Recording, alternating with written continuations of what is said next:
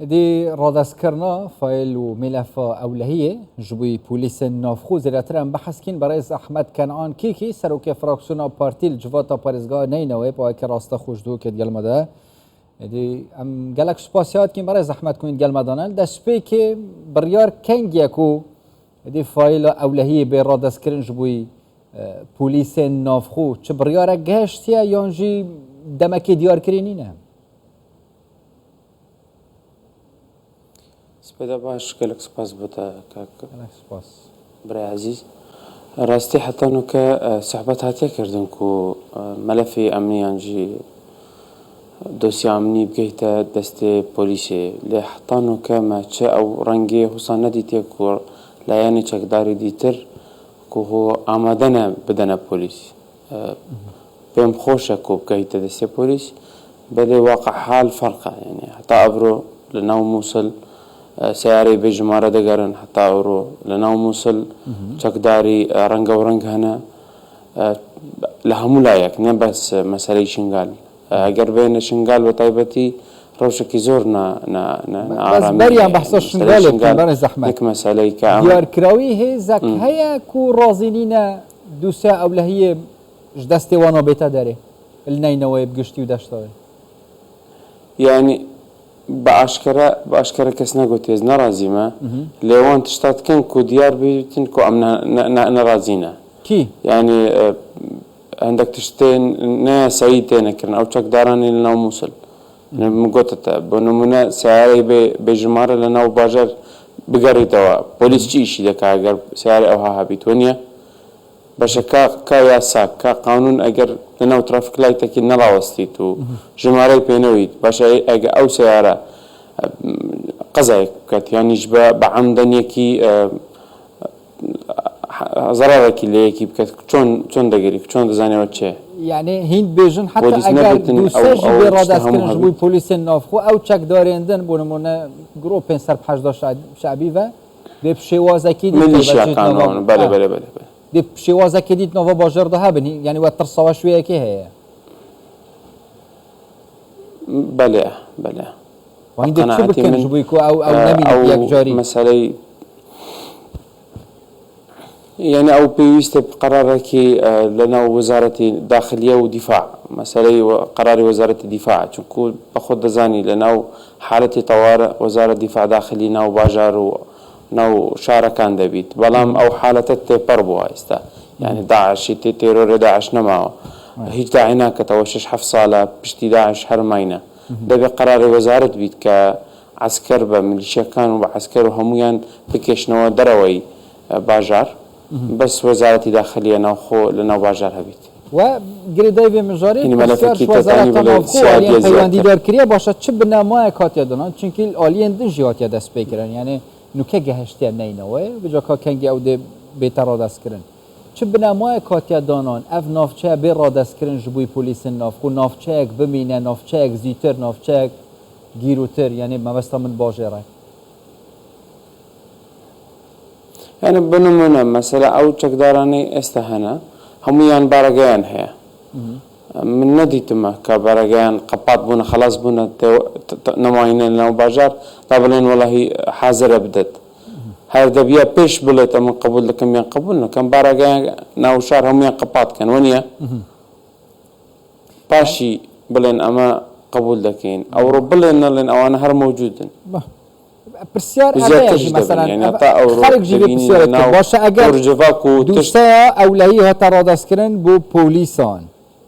وی دمی میلیشیات و گروپین چکدارین نوین جور بجوره و نوانه نوای داشتانه نوای دهین دی کاری وانا چه بیانید و بسیار کریه برسوای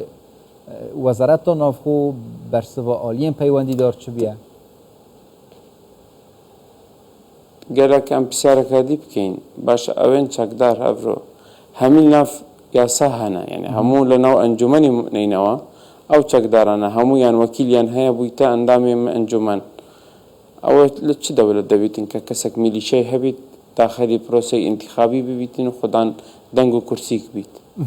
بدنگي او چقدارنا دين بزورينا لناو دنگدان او هبو ك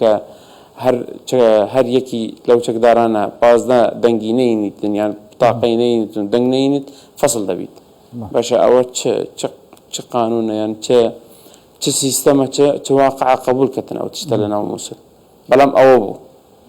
بو واقع حاله برشا ومان همو ومان ديت بقناعتي من دبيا هر قمصين العراق أو تستقبل يعني كرتبه عينا وكو مسألة هير حاكمة كبيت يعني لأنه جهازي أمني بيت بخوي حقين يعني داخلي بروسبت إلا استقالة خو بدأت بشش مانك جرك أو حزباني كشكدار يعني هي أواني كزعيم ميليشيان ده حقي يعني نبو داخل الانتخابات يعني راستيل دستبيك هزرامه أو بيكو رنجا برزجريكو علوزي زيداش بوشنجالها بندوسة أو لهي نينوي بأصاني بيترادسكرين لديارة برزجري قالك شندي مصر اللي از بتش مسار مسألة وشنجالي بوشي بروسل ويري نوع تدسبيك يعني رادسكرنا دوسا أو لهي الويريجي وكا قالك نوفشين دنا بيترادسكرين جبوي هيزن نوفكو أو طيبة تيجي هيزن كو الويداري تينا بي قانين كو خلقي وين نوفشي هنا شو أصلاً هنا بوشي الويري نوع تجيب جيكران عشان بتبجم أستنجيات درست هر شنقال نما يبن كنترول عراقي بقشتي شنقال أفرو عندك يعني قلق طرف وشكداري بيانج لهنا يعني هرنا عراقينا من كردونا عربونا شكسنا هر أطرافي دروي عراقا زور أو كينا آرامي هي لويندر زيادتر مفروضة أو سيشار صالة ركوتنا كوبنا وبيني هولير وبغداد سبارت شنغال ركوتني شنغال شار بينش خال بون دبيا أو أنا جيب كرين بيش صحبتي ملفي أمني بيتا كردن أنا من نازان بسبب كتشيكا أو سيشار صالة أو ركوتنا هلو شاية هجانا هلو شا بتجي تطبيق يعني كردي يعني بس ورقة ولا سرينوسية نهات تطبيق كرين ريكفتنا سايكرنا راشا شنغال بديت نواب طيبة تجي دما هري دوية دا كينا ينكو بينا ريقر أو ريكفتنا نايتا جيب جيكران حتى مكان